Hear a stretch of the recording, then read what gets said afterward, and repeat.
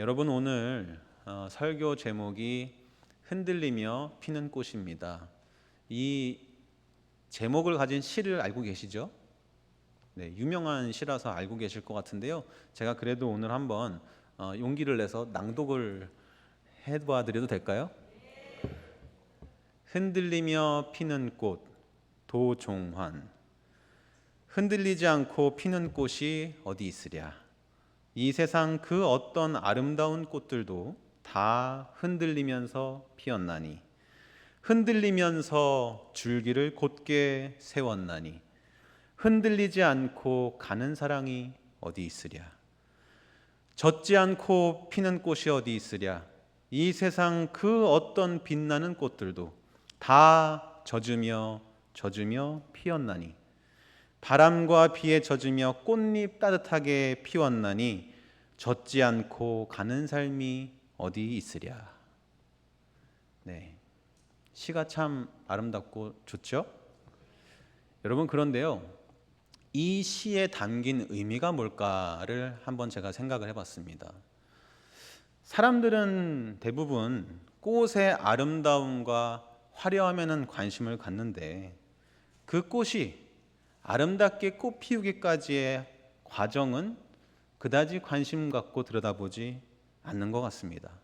그래서 오늘의 이 시인은 꽃의 찬란함보다 이 꽃이 아름답게 피어나기 위해서 견뎌야 했던 그 시간들에 대해 이야기함으로써 모든 결과에는 반드시 과정이 있었다는 것을 상기시켜 줍니다. 그리고 시에서 피는 꽃에 이어서 삶에 대해 언급함으로써 그 시를 듣는 우리로 하여금 우리의 인생 역시도 흔들리며 피는 꽃과 같다는 것을 이야기해 줍니다. 남의 인생이 화려하다고 해서 부러워할 필요가 없다. 누구나 아름다운 결실을 맺기까지는 흔들리고 넘어지는 인고의 시간이 있었기 때문이다. 마찬가지로 지금 내 삶이 초라하고 보잘것없어 보인다고 해서 주눅들 필요도 없다. 왜냐? 흔들리고 비에 젖는 시간이 다 지나고 나면 나에게도 찬란하게 꽃이 피는 순간이 올 테니까. 저는 시인이 말하고자 하는 그 이야기를 한마디로 이렇게 표현할 수 있을 것 같습니다. 결과보다 과정. 여러분 한번 따라해 주시겠습니까? 결과보다 과정. 감사합니다. 여러분, 제 고향이요, 강원도 춘천이라는 곳이거든요. 그런데 제가 사람들에게 제 고향을 소개할 때는 옛날에는 닭갈비요, 막국수요, 아니면은 소양강 처녀요, 이렇게 말씀을 드렸었습니다. 그런데 이제는 제 고향 춘천을 소개할 때 손흥민 선수, 이걸로 끝이 납니다. 손흥민 선수의 고향이 강원도 춘천이라는 거 아마 모르는 분들도 계셨을 것 같습니다. 손흥민 선수가 축구를 했던 그 초등학교는 제가 살던 집에서 아주 가까운 곳에 있었던 부안초등학교이고, 손흥민 선수가 잠시 다녔던 중학교는 저희 집 근처에 있던 역시 후평중학교라는 곳입니다. 아마 대한민국에 닭갈비를 안 먹어본 사람은 있어도 손흥민 선수를 모르는 사람은 없을 것입니다. 그리고 그 손흥민 선수는 이제는 대한민국을 넘어서 전 세계적으로 인정을 받는 위대한 선수가 되었습니다. 여러분, 지구상에 축구라는 스포츠를 하는 사람, 여기도 아마 계실 것 같은데요. 조기 축구를 하시는 분들, 그리고 학교마다 있는 유소년 축구부, 이런 것들을 다 포함해서 축구를 즐기는 사람들의 숫자가 대략 몇 명 정도 있을 것 같으세요? 그냥 한번 찍어보시죠. 저도 정확하게 확인한 것은 아닙니다만 제가 검색을 한번 해보니까 대략 한 2억 명 정도, 지구상에 2억 명이나 되는 사람이 축구를 즐기는 사람들이 있다고 하네요. 그런데 그렇게 축구를 하는 2억 명의 사람들 중에서 실제로 축구 선수가 되는 사람은 몇 명이나 될까요? 2억 명 중에 얼마나 될 것 같으십니까? 제가 검색을 해봤습니다. 23년도 피파 보고서에 따르면 지금 피파에 23년도 기준으로 등록되어 있는 공식 남자 축구 선수가 약 13만 명 정도 된다고 합니다. 그러니까 여러분 생각보다는 2억 명이 하는 스포츠인데 선수는 그렇게 많지 않은 거죠. 자, 그런데 그 13만 명의 축구 선수 중에서 모든 선수들이 한 번쯤 뛰어보고 싶은 전 세계 최고 수준의 리그, 그게 여러분 어딘 줄 아십니까? 어딘 줄 아십니까? 예, 맞습니다. 영국의 프리미어 리그라는 곳입니다. 이 리그는요, 매 시즌마다 딱 20개의 팀만 출전할 수가 있고요. 그 클럽에서 최대 25명의 선수만 등록을 해서 경기를 할 수가 있거든요. 그러니까 전 세계 최고의 선수 약 500명 정도만이 그 최고의 리그인 영국 프리미어 리그에서 경기를 할 수 있는 겁니다. 그러니까 어떤 축구 선수가 프리미어 리그에 가서 경기를 뛴다라고 하는 것이 얼마나 대단한 것인가, 여러분 조금 감이 오시죠? 자, 그런데 손흥민 선수는요, 이 프리미어 리그에 토트넘 후스퍼라는 팀에서 10시즌 동안 뛰면서, 여러분 10시즌이라는 게 뭐냐면 보통 이 영국 프리미어 리그가 8월 달에 시작을 해서 다음해 5월 달까지 한 9개월에서 10개월 정도까지 그렇게 경기를 하거든요. 그걸 한 시즌이라고 합니다. 그런데 10시즌 동안 뛰면서 리그에서 333경기를 뛰었고요. 그리고 총 127개의 골을 넣었고요. 그리고 71개의 어시스트를 하는 이런 놀라운 기록을 세웠습니다. 특히 2021, 2022년으로 이어지는 이 시즌에서는요, 한 시즌 동안 무려 23골을 넣으면서 아시아 선수로는 최초로 프리미어리그 득점왕을 달성하게 됐습니다. 그리고 마침내 지난 2025년 유로파 리그에서 이 토트넘 홈스퍼 클럽이 창설된 역사상 최초로 유럽 대항전 유로파 리그 우승을 거머쥐면서 그동안의 무관의 서름을 씻어내고 자기의 커리어를 아름답게 그렇게 마침표를 찍을 수 있게 되었습니다. 여러분, 저는 사실 그렇게 축구를 좋아하지는 않습니다만 손흥민 선수가 이렇게 가끔씩 이따금 뉴스에 들리는 소식으로 놀라운 성적을 세우고 큰 업적을 쌓아갈 때마다 같은 국민으로서, 그리고 한 사람으로서 너무 대단하다, 정말 멋지다, 나이는 나보다 어리지만 정말 존경스럽다라는 생각을 하곤 했습니다. 그런데 여러분, 제가 가만히 생각해 보니까요, 저도 마찬가지고 사람들은 이 손흥민 선수가 이뤄낸 위대한 성공에 대해서는 관심을 갖고 칭찬하지만 손흥민 선수가 그걸 이루기까지 포기하고 견뎌야 했던, 땀 흘려야 했던 그런 훈련의 시간들에 대해서는 잘 알지 못하는 것 같습니다. 여러분, 손흥민 선수 아버지가 손웅정이라고 여러분 들어보셨나요? 손웅정 선수 아시죠?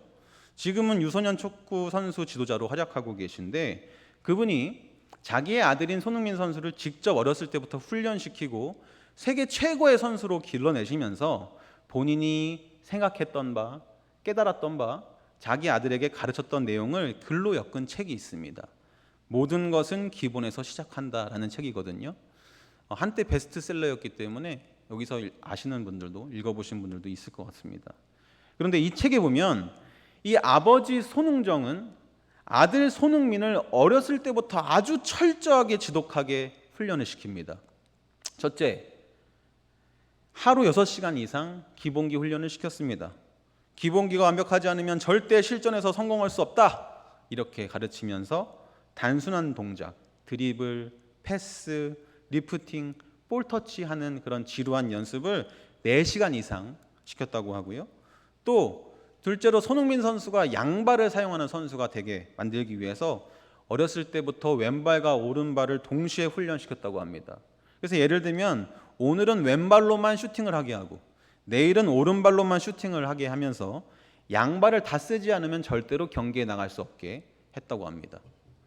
그러니까 남들보다 2배 이상 훈련을 했겠죠, 양반을 쓰기 위해서. 셋째로는 하루에 무조건 1000번 이상 슈팅을 시켰다고 합니다. 여러분, 하루에 10번 아니고요, 하루에 100번 아니고요, 하루에 1000번입니다. 이게 어떻게 가능한가 싶어요. 저는 다양한 각도와 거리에서 슈팅을 하게 하고 또 그 슈팅한 공을 직접 가지고 오게 하면서 체력도 기르게 했다고 합니다. 그 밖에도 이 손흥정 감독님은 아들의 체력을 기르게 하기 위해서 산을 뛰어오르게 시키게 하기도 하고 계단을 뛰어오르게 하기도 하는 등 어렸을 때부터 이 혹독한 훈련을 시키는 바람에 손흥민 선수는 때로는 아침에 일어나서 이 훈련이 하기 싫어서 가끔 도망치고 싶기도 했다, 이렇게 얘기를 합니다. 하지만 지금은 그때 훈련이 있었기에 내가 이런 성공을 거둘 수 있어 아버지께 감사드린다, 이렇게 이야기를 합니다. 여러분, 제가 만약 우리 아동부 친구들에게 얘들아 너희 손흥민 선수처럼 성공하고 싶니? 이렇게 물어본다면 우리 아동부 아이들이 네 목사님, 저도 손흥민 선수처럼 위대한 사람이 되고 싶어요, 다 이렇게 얘기할 겁니다. 그런데 제가 만약 질문을 바꿔서 우리 아이들에게 얘들아 너희 먹고 싶은 거 못 먹어, 그리고 자고 싶을 때도 못 잘 수도 있어, 매일마다 6시간씩 죽어라 운동해야 되고 하루에 최소 1000번 이상 슈팅 연습해야 돼, 너희 할 수 있니? 이렇게 제가 만약 물어본다면 우리 아동부 친구들 중에 할 수 있다고 대답할 수 있는 친구가 아무도 없을 것입니다. 여러분, 어쩌면 우리가 더 관심을 갖고 기억해야 할 것은 손흥민 선수가 이뤄낸 화려한 성공보다 그걸 이루기 위해서 보이지 않는 곳에서 그가 흘려야 했던 땀과 노력, 그 과정이 아닐까 생각해 봅니다. 세상의 그 어떤 아름다운 꽃들도 흔들리며 피어났듯이 세상에 빛나는 성공을 거둔 모든 사람들 역시 피, 땀, 눈물을 삼키는 인고의 세월을 거쳤다. 만약 그것이 하나님이 창조하신 이 우주 만물의 섭리이고 우리 인생에 변하지 않는 진실이라면 어쩌면 우리의 신앙생활도 이렇게 흔들리며 피어나는 하나의 과정이 아닐까, 저는 그런 생각을 하게 됐습니다. 오늘 우리가 함께 읽은 본문에는 흔들리며 넘어지며 하나님을 향한 자기의 믿음을 꽃피웠던 한 남자가 있습니다. 그 남자의 이름은 바로 베드로입니다. 여러분, 베드로는 원래 요한의 아들 시몬이라고 불렸습니다. 그런데 예수님께서 반석이라는 의미의 이름을 베드로라 새로 지어주십니다. 그런데 베드로는 자기의 이름처럼 반석과 같은 믿음을 하루아침에 갖게 된 것이 아닙니다. 여러분들이 아신 것처럼 베드로는 공생의 기간 내내 예수님 옆에 있으면서도요, 수시로 넘어지고 좌충우돌했습니다. 예수님의 부르심에 응답해서 일단 용감하게 예수님을 따라 나서기는 했는데 여전히 베드로는 그동안 자기가 살아왔던 삶의 방식, 과거의 사고방식을 완전히 떨쳐내지를 못했습니다. 여러분, 베드로는 다른 제자들보다 특별히 예수님을 향한 불같은 열정, 뜨거운 예수님을 향한 마음이 있었지만 그럼에도 불구하고 인간적인 감정에 사로잡혀 하나님의 뜻을 가로막기도 했고 두려움 때문에 믿음을 잃어버린 순간들도 있었습니다. 오늘 본문은 바로 이 베드로의 좌충우돌하는 그 모습을 상징적으로 잘 보여주는 장면입니다. 예수님은 제자들을 먼저 바다 건너편으로 보내시고 홀로 남아 기도하시다가 캄캄한 밤에 제자들이 바다 위에서 풍랑을 만나 고생할 때 제자들을 향해서 바다 위로 뚜벅뚜벅 걸어가십니다. 제자들은 갑자기 저 바다 위에서 걸어오는 멀리 보이는 예수님을 보고 유령인 줄 알고 혼비백산하고 두려워 떨며 소리를 지르고 난리가 납니다. 그때 예수님께서 안심하니 나니 두려워하지 말고 안심해라, 이렇게 말씀을 하시는데요. 이 예수님의 음성을 들은 베드로는 용감하게 예수님께 이렇게 이야기합니다. 예수님, 만일 주님이시거든 나를 명하사 나도 당신처럼 주님처럼 물 위를 걷게 하소서. 이렇게 얘기하니까 예수님이 베드로에게 오라 말씀하십니다. 베드로가 그 소리를 듣고 용기를 내서 캄캄한 바다 위에 한 발 한 발 발을 내딛기 시작합니다. 그런데 이내 베드로를 향해 큰 바람이 불어닥치고 덜컥 베드로의 마음속에 겁이 나고 말았습니다. 그리고는 점점 베드로는 바닷물 속으로 빠져들기 시작합니다. 예수님, 예수님, 이러다 죽겠습니다. 저 좀 살려주세요 하는 이 소리를 들으시고 예수님은 즉시 베드로를 붙잡아 건져내시면서 이렇게 말씀하십니다. 믿음이 작은 자여, 왜 의심하였느냐? 그냥 가만히라도 있었으면 혼나지는 않았을 텐데 괜히 나도 걸어보겠다고 하다가 예수님께 핀잔을 듣는 베드로입니다. 여러분, 베드로가요, 예수님께 혼나는 장면이 많이 나오는데 대표적으로 아주 그냥 된통 혼난 적이 한 번 있습니다.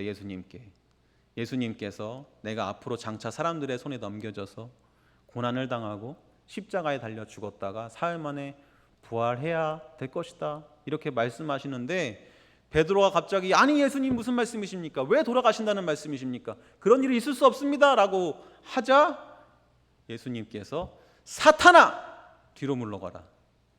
네가 사람의 일은 생각하고 하나님의 일은 생각하지 아니하는구나. 이렇게 또 엄청 꾸지람을 당하기도 합니다. 그리고 결정적으로 베드로는 예수님이 로마 병정들의 손에 넘겨지셔서 그렇게 끌려가실 적에 어떻게 했습니까? 예수님을 모른다고 3번이나 부인하고 도망합니다. 그리고 이렇게 예수님을 배신한 자기 스스로가 너무나도 부끄러웠던 나머지 모든 것을 다 내팽겨치고 다시 갈릴리 호수에 고기나 잡으러 가야 되겠다 하고 도망쳐버린 사람, 그 사람이 바로 베드로였습니다. 사랑하는 대면교회 성도 여러분, 여러분은 이 베드로 사도의 좌충우돌하는 모습을 보실 때 어떤 생각이 드시나요? 저는 개인적으로 베드로가 너무 딱하고 안쓰럽다, 불쌍하다라는 생각이 듭니다. 왜 그런지 아십니까? 마치 저를 보는 것 같은 기분이 들기 때문에 그렇습니다. 여러분, 저는 학부도 신학을 전공했고 신학대학원도 졸업했습니다. 그런데 여러분, 이 신학을 전공한다는 것은 보통 제정신이면 결정할 수가 없는 일입니다. 제가 이 20살이 되었을 때 아무것도 모를 때 얼마나 제정신이 아니었으면 신학을 하겠다 그랬겠어요?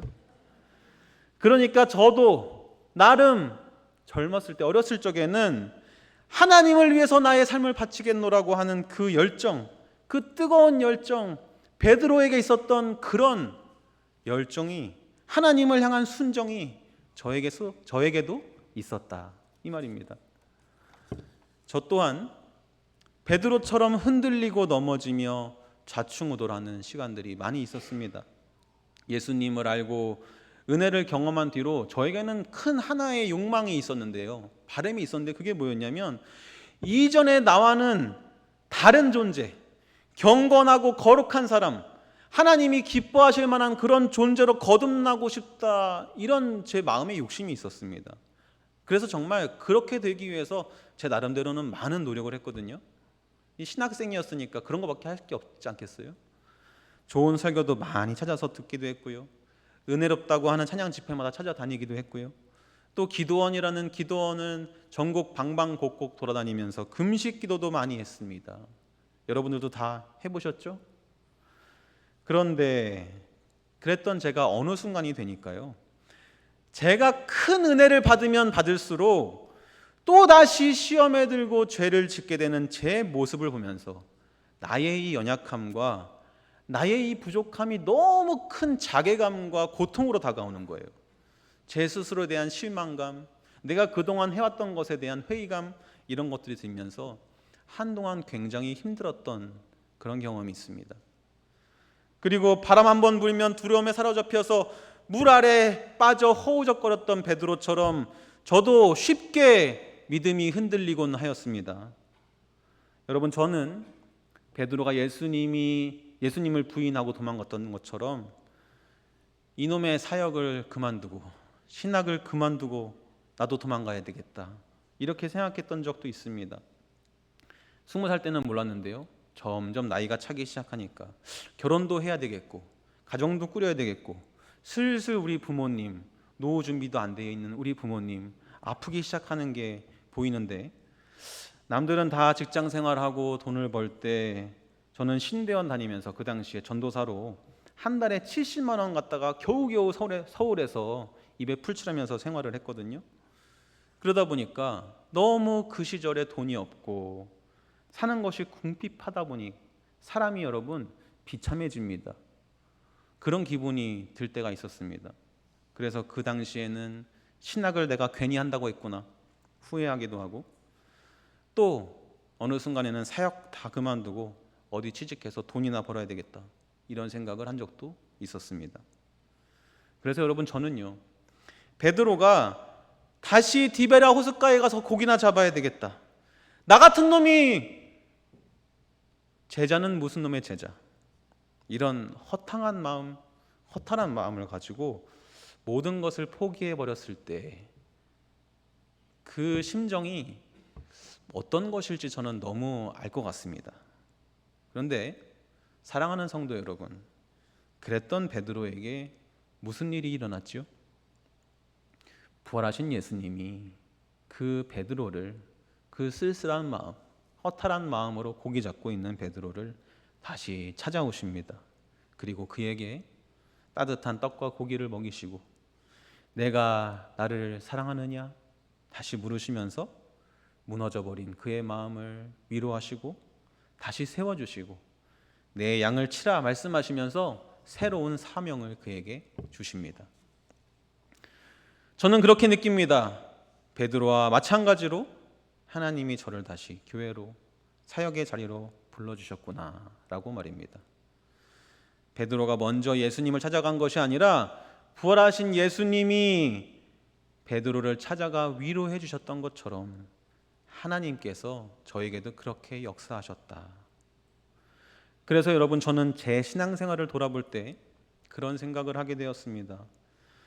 하나님을 믿고 지금까지 지내오면서 나는 때로는 흔들렸고, 때로는 넘어졌고, 때로는 절망하였으나 그 모든 것은 하나의 과정이었다. 그 모든 시간들은 어리석은 내가 온전한 하나님을 알아가는 과정, 미련한 내가 신실한 하나님의 사랑을 경험하는 과정, 연약한 나의 믿음이 흔들리며 또 비에 젖으며 꽃을 피우기 위해 기다리는 하나의 과정이었음을 알게 되었습니다. 사랑하는 여러분, 우리가 아는 그 어떤 위대한 믿음의 과정들도 다 이와 같이 흔들리는 고난의 시간을 겪었습니다. 늘 믿음이 충만하고 좋기만 했던, 완벽했던 사람은 아무도 없었습니다. 믿음의 조상 아브라함은 자기 아내를 2번이나 팔아넘겼고, 민족의 지도자 모세조차도 하나님의 언약이 적힌 그 거룩한 돌판을 깨부셨고, 위대한 왕 다윗도 자기의 부하 우리아를 사지로 내몰고 밧세바를 취했습니다. 그러므로 우리는 이렇게 말할 수 있습니다. 이 세상 그 어떠한 믿음의 사람들도 다 하나님 앞에 흔들리며 믿음의 꽃을 피웠나니, 흔들리지 않고 비에 젖지 않고 꽃 피우는 믿음이 어디 있으랴. 사랑하는 대명교회 성도 여러분, 혹시 이 자리에 큰 환난과 어려움을 겪고 계신 분이 있습니까? 혹시 아무리 기도해도 응답하지 않는 문제가 있으십니까? 그래서 이제는 너무나도 지쳐서 기도조차 나오지 않는 분이 계십니까? 여러분, 그 모든 것이 하나의 과정이라고 생각하시기 바랍니다. 하나님은 그 모든 경험과 시간을 통해서 협력하여 선을 이루시는 분이신 줄 믿습니다. 하나님은 또한 우리의 연약함과 우리의 부족함을 긍휼히 여기시고 우리를 돌보시는 선한 목자가 되시는 줄을 믿습니다. 그 하나님께서 우리의 하나님이시기에 그 모든 시간과 경험을 통하여 나의 약함을 강함이 되게 하시고 나의 가난함을 부욕해 하시는 그 소망의 순간, 기쁨의 순간을 저와 이 자리에 계신 우리 모든 대명교회 성도님들께 허락하여 주실 줄 믿습니다. 오늘 설교를 마치겠습니다. 이 시간 나눈 말씀을 기억하며 함께 통성으로 기도하는 시간을 갖도록 하겠습니다.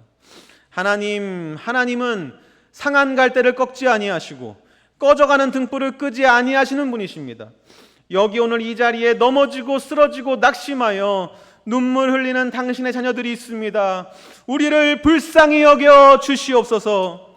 모든 것을 포기하고 떠나버린 베드로를 다시 찾아가셔서 그를 위로하시고 그에게 다시 사명을 주신 주님, 오늘 우리의 상한 마음과 무너져버린 믿음을 다시 어루만지시고 세워주시옵소서.